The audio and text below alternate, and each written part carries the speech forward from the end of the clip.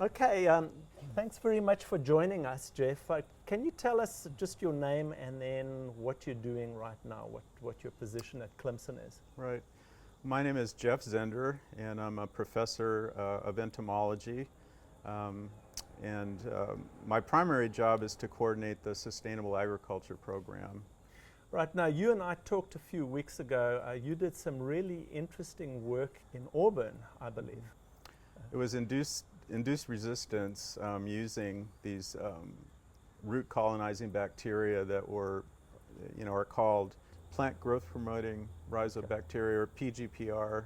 PGPR, plant growth promoting rhizobacteria. Mm-hmm. Okay. All right, so you're not a microbiologist, but you're an entomologist, and you kind of stumbled on this. So tell us that story. That sounds like a fascinating story. Yeah, well, when I got to Auburn, I had a colleague there in the plant pathology department. His name was Joe Klepper. Yeah. And one of the things he was doing was he was going out into agricultural fields and sampling the soil for specific strains of these rhizobacteria. And he had been doing work over a number of years showing that certain of these strains could actually induce resistance in different crops against disease. So I had been talking with him, and we were out in one of his field plots, and it was a field of cucumbers where he had been doing some experiments with these plant growth promoting rhizobacteria. And he saw that the plants that were treated with these bacteria showed very little damage from bacterial wilt disease, which is a bacterial disease that's vectored by cucumber beetles. Okay. And it was very striking in the field. You could see, the treated rows were perfectly fine, and then the control rows were wilted and the plants were dying. And so, I said, well, what's going on here? And he said, yeah, we were, looking at some other cucumber diseases, but we saw this resistance against bacterial wilt disease. Yeah. And so I said, well, this disease is transmitted by cucumber beetles. Do you know what's going on? Are cucumber beetles being affected by these bacteria? And he said, well, I don't know. So long story short, that kind of stimulated a whole series of experiments with cucumber, looking at the role of these bacteria in inducing resistance against the bacterial wilt disease, and then also, what was going on with the cucumber beetles who were transmitting the disease. Was the bacteria affecting the cucumber beetles themselves, or how did that induced resistance come about?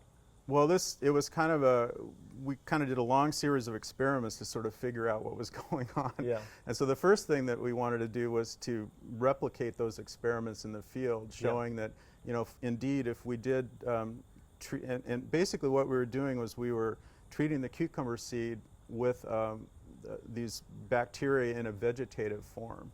So these were live bacteria. We would make a slurry, and you would dip the seeds in the slurry, and then you would plant the cucumbers. And so we basically just replicated the experiments in the field, and luckily for us, this field had a high incidence of bacterial wilt disease in cucumbers, and so we did indeed show again that the plants that were treated with the certain strains of these bacteria were resistant or tolerant to some degree to the disease. So we knew that there was something going on. Yeah. So the next thing that we did was we wanted to focus on the cucumber beetles. So we did some cage experiments in the greenhouse where we built some cages where we could confine the cucumber beetles. Yeah, yeah. And then we did choice and no choice experiments where we treated some of the plants with the bacteria, and we had other control plants. And it was very dramatic, the difference in feeding by the cucumber beetles on the plants. The control plants were just chewed down basically to nothing. Yeah. And the plants that were treated, had very little feeding damage on them. And we also showed that the incidence of bacterial wilt was much greater in the control plants than on the plants that were treated with the bacteria. So that was very exciting. And we did a little bit more research and found that cucumber beetles are fairly unique in that they're stimulated by these plant compounds called cucurbitacin. Okay. That is the chemical that gives the bitter taste to some cucurbit plants. And so we thought, something going on here. So we actually did some experiments where we analyzed the levels of cucurbitacin in plants that were treated with the rhizobacteria and the plants that weren't. And we found that the cucurbitacin levels were significantly reduced on the treated plants, the plants that had been treated with the bacteria. So that was a significant finding, and although we didn't delve more deeply into biochemically what was happening, we did some literature reviews and found that some of the precursor compounds in the plants for making cucurbitacin are also precursor compounds involved in these plant defense pathways. Okay. So what we suspect is happening is that if you treat the plants with the rhizobacteria, it's producing, it's turning on the plant defense pathways, which is a whole chemical cascade of events in the plant. And the plant's using those precursor compounds that normally would go into cucurbitacin into this plant defense pathway. So that's what we think is happening. Okay. And then we did some subsequent experiments. This was so striking that we wanted to see, basically how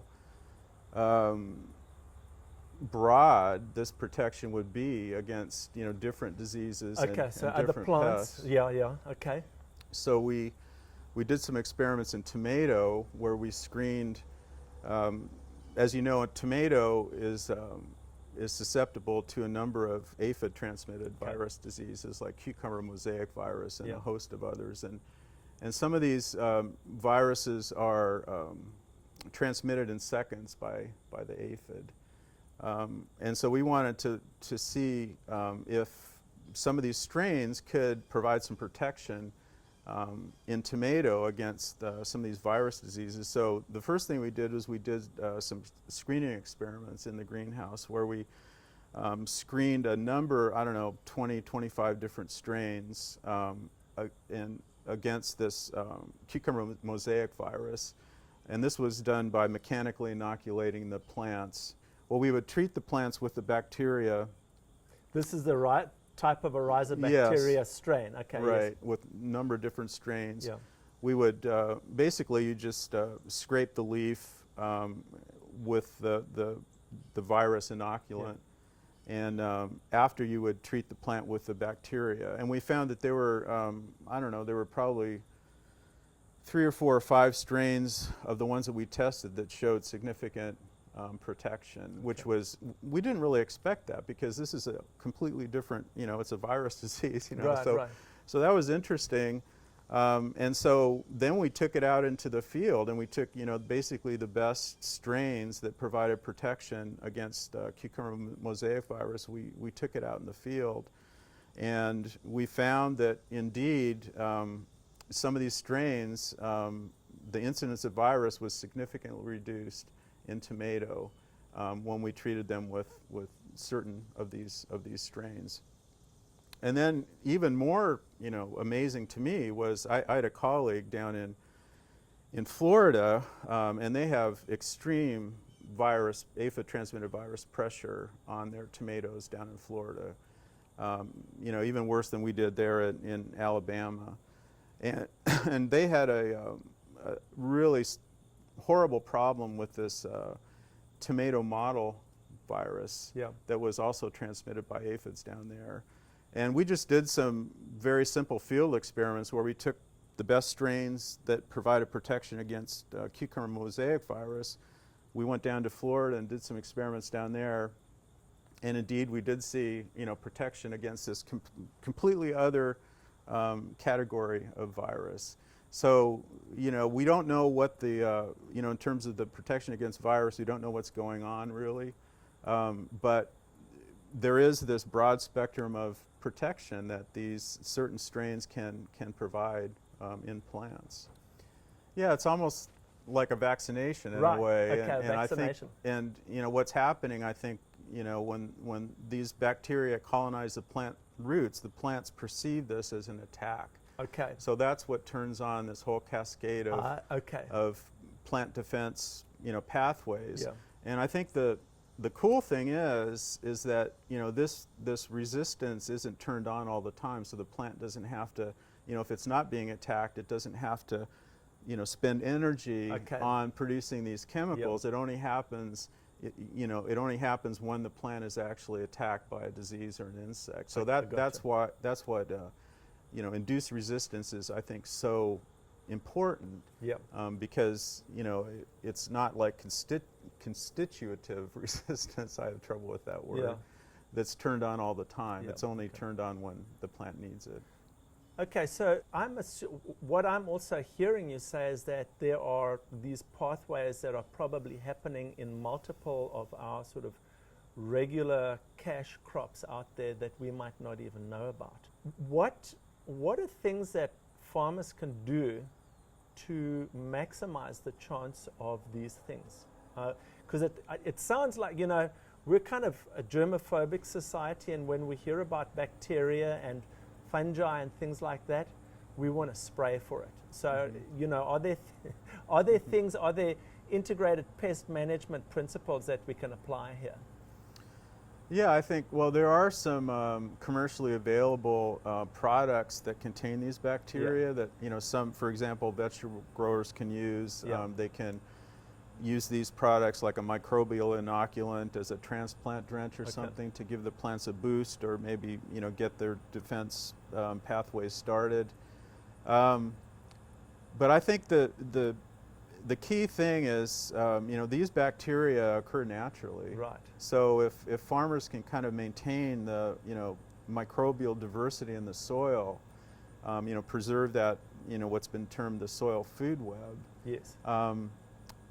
Then, they're maximizing their chances that these beneficial microbes are going to be there, and they can, aid the plants in, primarily in getting nutrients, particularly micronutrients that might be more difficult for them to find. I think that's key, but also in to help with protection against disease, and I think the more beneficial microbes you have in the soil, the more vigorous the plant growth is going to be, the more tolerant they are going to be to diseases. So that's very important. Okay, and how would you kind of get that vigor in the soil? What are the things practically you can do? Well, I think what you want to do is you want to have a good amount of organic matter in the soil, because that's what feeds the microbes. Yep. So that's key. Okay. So probably the number one thing is cover cropping. Right. And there are a number of cover crops, fall cover crops, summer cover crops that you can use to increase the organic matter. And then when you incorporate those cover crops into the soil, you've got all that food for those microbes to survive on and do their thing. And so you're also talking about perhaps increasing diversity above ground as well, rather than just. So well, these are soil, these bacteria in the soil, but yeah, I mean, in general, we're wanting to increase diversity of, for example, provide flowering plants that can help, attract native pollinators, beneficial insects, and things like that. So it's an ecological, once you do one thing, it has all sorts of impacts down the road. Yeah, and I think the key, to a farmer is trying to, there's no recipe for this, Okay. You have to, kind of look at your own farming operation, what you can do and what you can't do, and then incorporate these things to the extent possible that works within your farming system. But I think everyone can grow cover crops. Yes. Because soil quality and soil health is so important. Yeah. So that's the foundation, I think.